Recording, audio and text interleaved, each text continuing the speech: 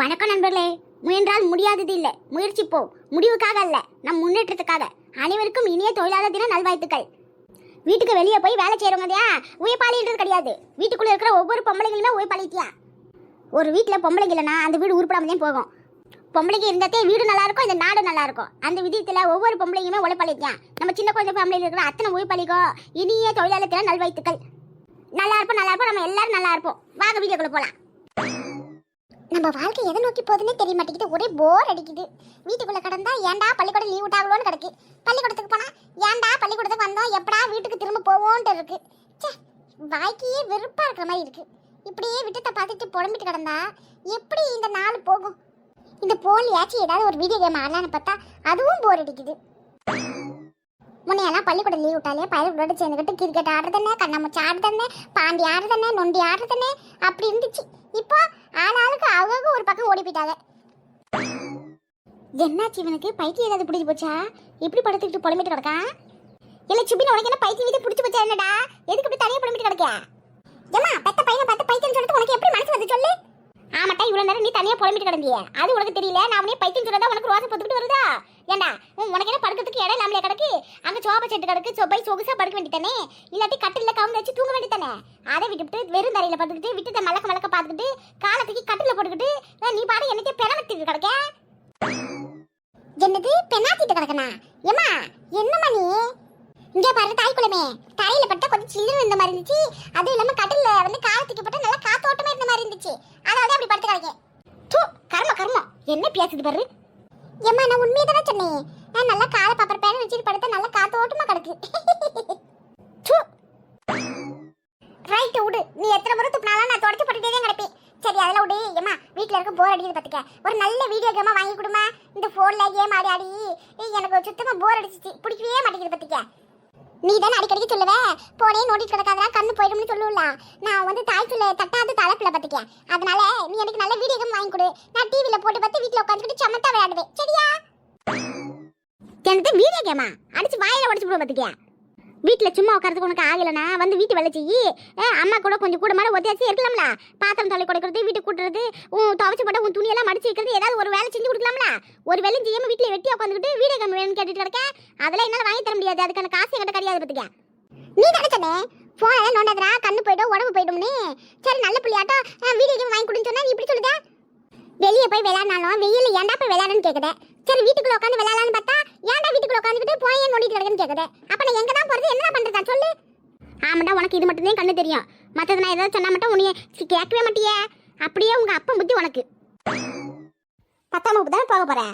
இவன் கூட படித்த பிள்ளைகளா இப்போ நான் 10ஆம் வகுப்பு புக்கை வாங்கி வச்சுக்கிட்டு டியூஷன் போய் சேர்ந்துக்கிட்டு படிச்சுட்டு இருக்கீங்க. ஆனால் நீ ஏதாவது பார்க்கண்டே சொல்லு பாப்பா. இங்கே பாருமோ, படித்தவளாம் அறிவாளியும் கிடையாது, படிக்காதவளாம் முட்டாளும் கிடையாது. ஆனால் உன்கிட்ட என்ன சொன்னாலும் கூட கூட பேசுறதுக்கு ஏதாவது ஒரு பதில் ஒன்று வச்சிருக்கேன். உன்கிட்ட பேச முடியுமா? போ என்னமோ பண்ணி தொலை. வசதி வாக்கா வாக்கா, என்ன விஷயம்? வீட்டுக்கு வந்திருக்க, கண்டிப்பாக ஏதாவது விஷயம் இருக்குமே. ஆமாட்டி, ஆமாம் அது இருக்கட்டும். எதுக்கு பிள்ளைய போட்டு ஏசிட்டு கிடக்க? நீ கத்துறது அங்கே வாசை தாண்டி வரைக்கும் கேட்குது பார்த்துக்க. நல்லா சொல்லி கத்த. எங்கள் அம்மாக்கு கத்தி கத்தியே பிபி வந்துடும் போல இருக்கு. கத்தாதுன்னு சொன்னால் எங்கன்னா கேட்குதா? மூடு வாய. ஒத்த பிள்ளைய பார்த்துட்டு எங்கேயாச்சும் கொஞ்ச நேரம் நிம்மதியாக உட்கார முடியுதா? ஏதாவது ஒன்று பண்ணிட்டே கிடக்கான், கோவம் வந்துட்டே கிடக்கு. நல்லது சொன்னாலும் கேட்டு தொலைய மாட்டேங்க. அதையா பிடிச்சி ஏசி விட்டுட்டேன். விடுடி, பிள்ளைகளை நேரம் திட்டிகிட்டே கிடக்க. சரி அதெல்லாம் இருக்கட்டும் விடு. இந்தா இன்னைக்கு ராத்திரி நாங்கள்லாம் வந்து ஊருக்கு போகலான்ட்டு இருக்கோம். அதான் வந்துட்டு ஒரு வார்த்தை சொல்லிட்டு போலாம் வந்தேன். என்னதான் ஊருக்கா? என்னத்த சொல்றீங்க? ஊருக்கா போறீங்க? அதுக்கு ஏன்டா நீ வாயை எப்படி பொழக்கிற? அங்கிட்டு போ முதல்ல. ஆமாடா சுபினே, ஊருக்கு தான். என்னக்கா திடீர்னு வந்து சொல்லுது? எனக்கு நேற்று நைட்டு தாண்டி அவர் சொன்னார், ராத்திரியே வந்து லக்கேஜ் எடுத்து வச்சுக்க, நாளைக்கு சாயங்காலம் போவோம் அப்படின்னு சொல்லிட்டு கிடந்தாரு பார்த்துக்க. பகலில் பஸ்ஸில் போகிறது கஷ்டமாக இருக்கும்ன்றதே ராத்திரி போகலான்னு சொல்லியிருக்காரு. இல்லாட்டி அந்த மனுஷன் காலையிலே விடிஞ்சதும் முடியாதமே எங்கே கூட்டிகிட்டு போயிருப்பாரு. சரி இன்னைக்கு தானே போகிறோம், சாயங்காலம் தானே போகிறோம், அதை மட்டும் ஒரு வார்த்தை சொல்லிட்டு வந்தேன். பள்ளிக்கூடத்தில் லீவ் விட்டாச்சு, பிள்ளைகளை கொண்டு போய் அவங்க பாட்டி வீட்டில் விட்டுவிட்டு அப்படியே ஒரு வாரம் நானும் இருந்து பார்த்துக்கிட்டு வரலான்ட்டு இருக்கேன்.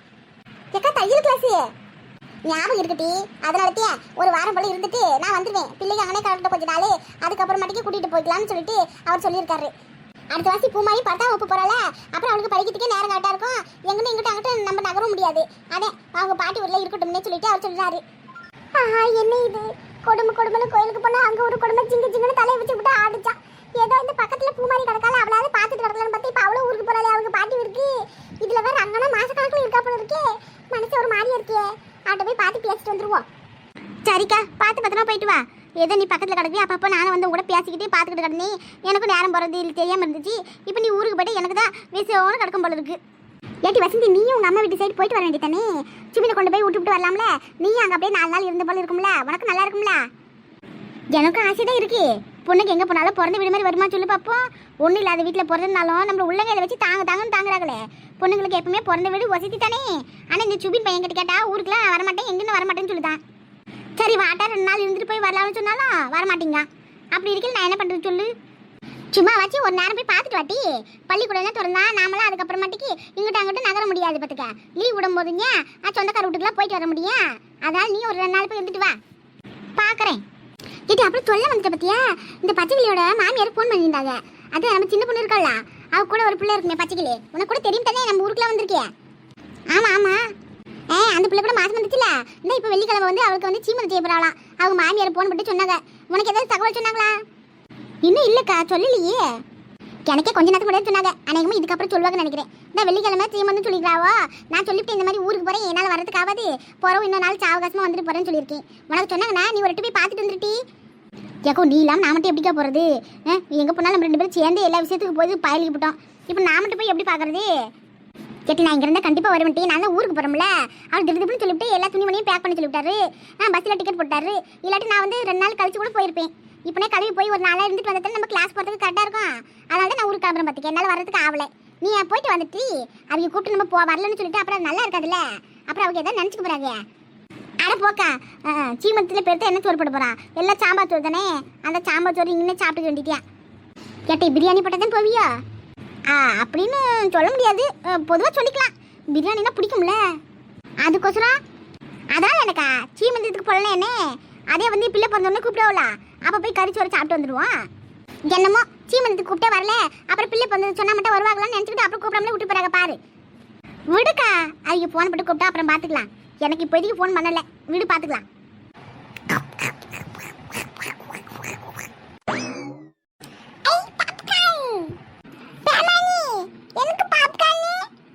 எனது பேமணியா? அப்படியே பல்லெல்லாம் ஒன்று பேக்க போகிறேன். பார்த்துக்க, என் பேரு பூமாரி. ஒழுங்கு மாதிரியா அக்கான்னு சொல்லி கூப்பிடு. மாதே பாப்கார்ன் குழு. என்னது பாப்கார்ன் கொடுக்கணுமா? ஆசை தோசை அஸ்கு புஸ்கு ரவா லட்டு போ, உனக்கு தரமாட்டேன். முடியாது. அக்கா பாப்கார்ன் குடுன்னு கேட்டா கூட ஏதோ போனா அப்போ உனக்கு 4 கொடுத்துருப்பேன். ஆனால் நீ என்னைய பார்த்து பேமணின்னு சொல்லுதா? என் பேரு பூமாரி. ஒழுங்கு என் பேர் சொன்னா கூட ஏதோ போனா அப்போ தான் விட்டுருப்பேன். ஆனால் என்னைய பார்த்து பேமணின்னு சொல்லுதா? ஆளு நல்ல ஆளு, உனக்கு தரமாட்டேன். என்ன பண்ணிப்பா? சுண்டிலி சைஸ்ல இருந்துட்டு நம்மள போட்டு என்னமா வம்பு பண்ணிட்டே கிடக்கு பாரு. என்னைய பார்த்து பேமணி சொல்லுதாரே, வரட்ட மறுபடியும் தலைமணி கொட்டி விழுது. சிப்ஸ் யார் உனக்கு இந்த சிப்ஸ்? எப்படி வந்து சிப்ஸ் உனக்கு சொல்ல? அப்பா அன்னைக்கு வாங்கி கொடுத்தாங்களா அந்த சிப்ஸ். அட பாவி, அன்னைக்கு அப்பா வாங்கி கொடுத்த சிப்ஸ் கொண்டு போய் யாருக்கும் தெரியாம உன் சிப்ஸ் பாக்கெட் பத்திரமா பதுக்கி வச்சிட்டு வந்து ஏன் சிப்ஸ் பாக்கெட்ல பாதி பிடிக்க தின்னதானே நீ? உன்னை அப்ப எல்லாரும் நல்லவங்க சொல்லிட்டாங்க பத்தியா? அதுக்கு சொல்லணும். அமுக்கு நீ உன் சிப்ஸை படிக்க விட்டு என் சிப்ஸ் அமுக்கு நல்லா ஒழுங்கு வந்து அந்த சிப்ஸ்ல பாதி பங்கா கொடுத்து போய் சொல்லிவிட்டேன். ஆசி தோசை அஸ்கு புஷ்கு லவா லட்டு தர முடியாது போ. இங்க பார்க்காதீங்க, ஒழுங்கு மாதிரி சிப்ஸ் கொடுத்துட்டு சொல்லிவிட்டேன். என்னை காண்டாக்காத. தர மாட்டேன் பாபா பாபா. அடே ஓட மட்டும் உன்னை விட்டுவனா? எங்க போனாலும் வீட்டுக்கு வந்தானே அவனா? உனக்கு அப்புறம் இருக்கு. எவ்வளவு திமிரி உனக்கு. அன்னைக்கு அவன் சிப்ஸ் கொண்டு போய் வச்சுட்டு என் சிப்ஸை வாங்கி தின்னுட்டு இன்னைக்கு இதுல பாதி கொடுன்னு சொன்னா கொடுக்க மாட்டேன்னு சொல்லிட்டு போறான். பரட்ட பல்ல உடைக்கிற அவனுக்கு. இவனை போய் நல்லவன் எங்க அப்பா சொல்லிட்டு இருக்காரு, எங்க அம்மாவும் சொல்லிட்டு கிடக்கு.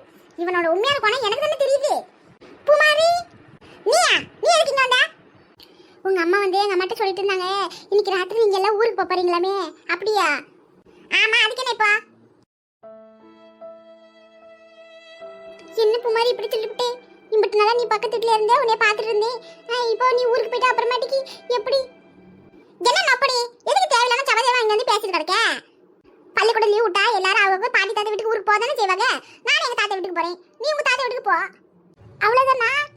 இன்னும் நிறைய இருக்கு. அங்க போய் ஜாலியாக என்ஜாய் பண்ணலாம், நமக்கு பிடிச்சதுதான் சாப்பிடலாம். நம்மள யாரும் எந்த கேள்வி கேட்க மாட்டாங்க. அங்க போயிட்டு எங்க மாமா வீட்டுக்கு போவேன், சத்தியக்கா சோனியக்கெல்லாம் இருப்பாங்க, அவளோட சேர்ந்து ஜாலியாக விளையாடுவேன். அப்புறம் என்ன, எங்க அம்மா வந்து திட்டுறதுல இருந்து அந்த தொலைல இருந்து விடுதலை தான். எங்க தாத்தா கூட ஆயா கூட ஜாலியா இருப்பேன். வயக்காட்டுக்கு போவேன், கிணத்துல குதிப்பேன், தண்ணியில விளையாடுவேன், செம்ம ஜாலியா இருக்கும். நான் அது சொல்லல பூமாரி, அது வந்து சுபியே நீங்க என்ன பண்ணுத? அது வந்து அத்தை 10ஆம் வகுப்பு போறோம்ல. அதே இதுக்கு முன்னாடி படிச்ச அண்ணா அக்கா கிட்ட இருந்து பழைய புத்தகம் வந்து வாங்கலாம்னு சொல்லிட்டு கேட்டுட்டு இருந்தேன். ஆமாம்மா, அது கரெக்ட் தான். பழைய புத்தகத்துல பிள்ளைங்க நிறைய கொஸ்டின்லாம் வந்து மார்க் பண்ணி வச்சிருப்பாங்க. உங்களுக்கு படிக்கிறதுக்கு ஈஸியா இருக்கும்ல. நல்லா படிக்கிற பசங்க கிட்ட புத்தகத்தை வாங்கி படிங்க, சரிங்களா? சரி அத்தை. ஏமா என்னடி ஏமா இந்த கவின் பையன் என்ன வேலை பண்ணி வச்சிருக்கான் தெரியுமா?